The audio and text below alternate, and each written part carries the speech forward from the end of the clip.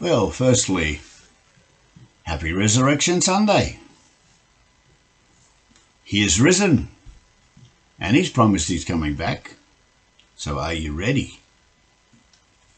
Today we continue on with a commentary on the book of 2 Samuel, and we're up to chapter 2. Today's title is David is made king over Judah. This is a commandment from the Lord. And it came to pass after this that David inquired of the Lord, saying, Shall I go up into any of the cities of Judah? And the Lord said unto him, Go up. And David said, Where shall I go up? And God told him, Unto Hebron. So David went up thither with his 2 wives, Ahinoam the Jezreelite, and Abigail, Nabal's widow, the Carmelite. And his men that were with him did David bring him up, every man with his household, and they dwelt in the cities of Hebron.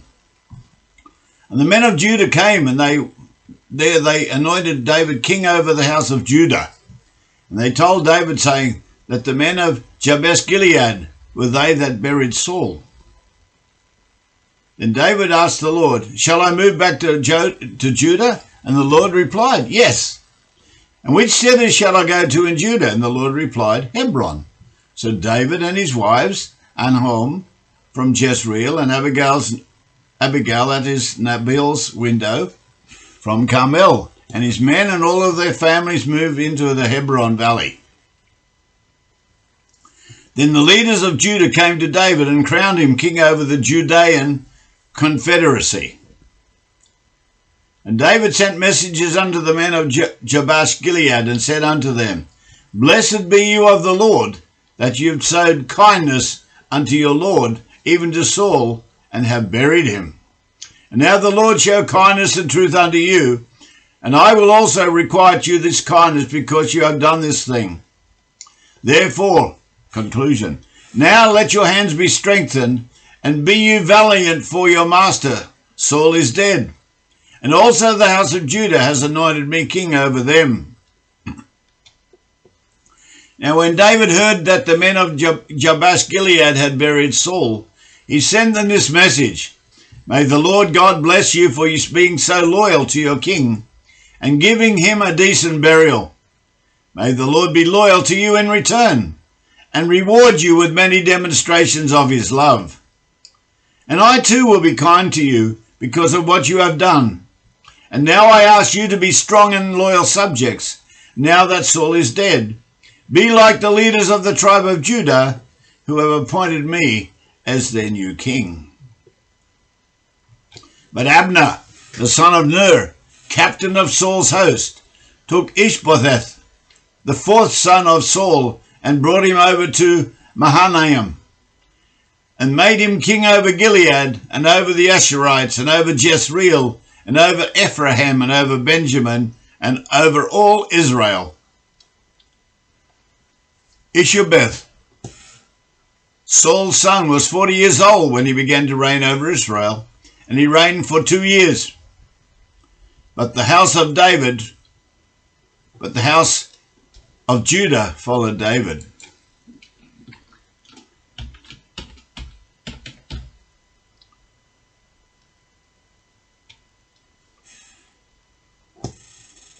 And the time that David was king over Judah was 7 years and 6 months. So he was king over Judah for 7.5 years.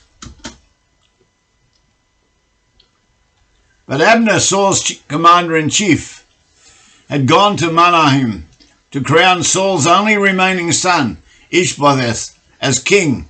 His territory included Gilead, Ashuri, Jezreel, Ephraim, the tribe of Benjamin, and the rest of Israel.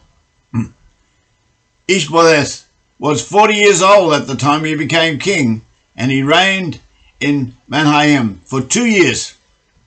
So we've just said David's reigning for 7.5 years in Judah, but this king is only going to last for 2 years.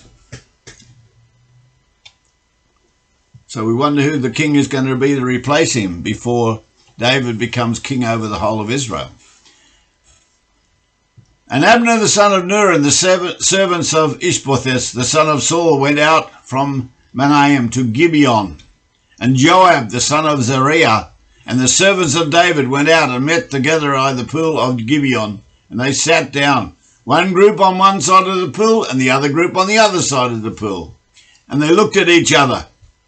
And Abner said to Joab, "Let the young men now arise and play before us." And Joab said, "Let them arise."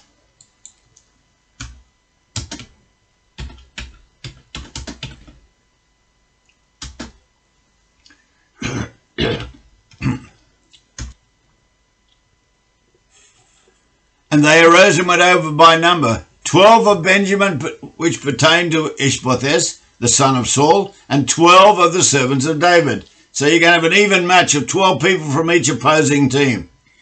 And they caught every one his fellow by his head, and they thrust their swords into each other. So all 24 of them fell down together. And there was a very sore battle that day, and Abner was beaten, and the men of Israel before the servants of David. And we look at the figures later. One day, General Abner led some of Ishbosheth's troops to Gibeon from Manaim, and General Joab, the son of Zeruiah, led David's troops out to meet them. They met at the pool of Gibeon, where they sat facing off against each other on opposite sides of the same pool. Then Abner suggested to Joab, "Let's watch some swordplay between the young men." Joab agreed. The 12 men were chosen from each side to fight in mortal combat. Each one grabbed his opponent by the hair and thrust his sword into the other's side, so that all 24 of the men died. The place has been known ever since as the sword field. When the two armies saw this, both armies rose up and began to fight against each other, and by the end of the day, Abner and his men of Israel had been defeated by Joab and the forces of David. So it was an interesting sort of battle. And there were 3 sons of Zeruiah there, Joab, Abishai, and Asahel. And Asahel was as light of foot as a wild roe. He could run very fast, just like a deer. And Asahel pursued after Abner, and in going he turned not to the right hand nor to the left hand from following Abner. Then Abner looked behind him and said, "Art you Asahel?" And he answered, "I am." And Abner said unto him, "Turn thee aside to the right hand or to the left, and lay hold of the young men and take his armour." But Asahel would not turn aside from following him. And Abner said again to Asahel, "Turn thee aside from following me. Wherefore should I smite thee to the ground? How then should I hold up my face to Joab, your brother?" Howbeit he refused to turn aside. Wherefore Abner, with the hind end of his spear, smote him under the 5th rib, that the spear came out behind him, and he fell down there and died in the same place. It came to pass that as many as came to the place where Asahel fell down and died, they stood still. Joab also and Abishai pursued after Abner, and the sun went down when they came to the hill of Ammah, that lies before Giah, by the way of the wilderness of Gibeon. Joab's brothers, Abishai and Asahel, were also in the battle. Asahel couldn't run like a deer, and he began chasing after Abner. He wouldn't stop for anything, but kept on single-mindedly after him, focused on Abner alone. When Abner looked behind him and saw him coming, he called out to him, "Is that you, Asahel?" "Yes," he called back, "it is." "Go after someone else," Abner warned. But Asahel refused and kept on coming. Again, Abner shouted at him, "Get away from here. I could never face your brother Joab if I have to kill you." But he refused to turn away. So Abner pierced him through the belly with the butt end of his spear. It went right through his body and came out his back. He stumbled to the ground and died there. And everyone stopped when they came to the place where he lay. Now Joab and Abishai set out after Abner. The sun was going down when they came to Ammah Hill near Giah, along the road into the Gibeon desert. The children of Benjamin gathered themselves together after Abner and became one troop and stood on the top of a hill. Then Abner called out to Joab and said, "Shall the sword depart forever? Knowest that it will be bitterness in the latter end? How long shall it be then, ere you bid the people return from following their brothers?" And Joab said, "As God lives, unless you had spoken, surely then in the morning the people had gone up every one from following his brother." So Joab blew the trumpet, and all of the people stood still, and pursued after Israel no more, neither they fought them any more.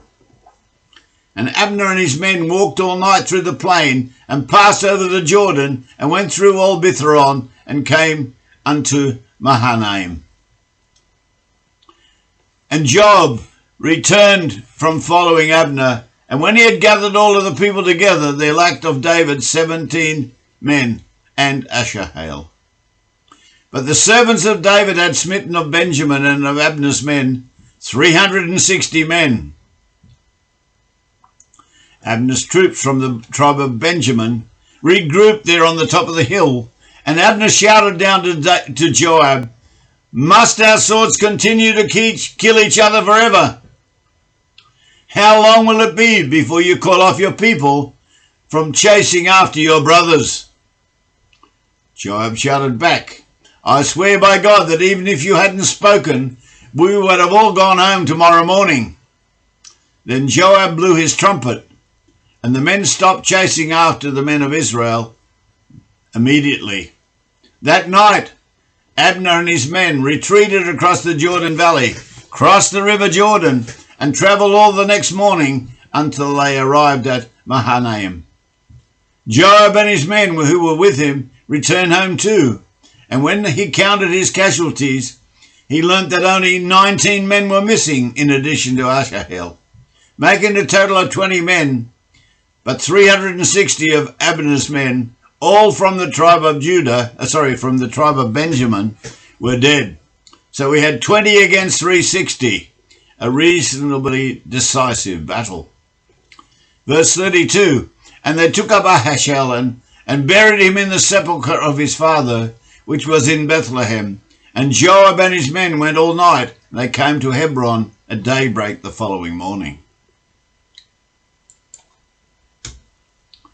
Joab and his men took Asahel's body to Bethlehem and buried him beside his father.